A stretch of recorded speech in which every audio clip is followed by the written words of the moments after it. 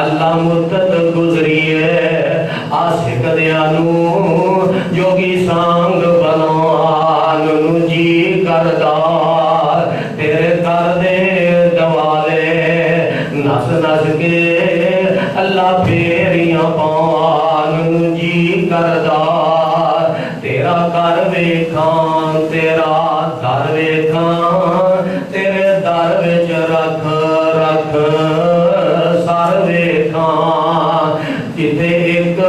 नमाज दी लख बनदी उथे उमर लगान जी करदा सवा मरवा तेरे शायर ने इन्हां दुआं विच मंगिया है शायर ने बीबी हाजरा वांगू बेकरारी दियां फेरियां पान जी करदा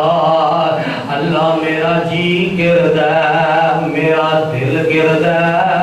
सावा गुंबद अखियां दे विच फिरदा जिन्ने सारी दुनिया ठार दी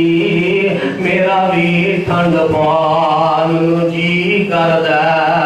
ते फरमांदे ने कई पाप कमा बैठा मैं हज करके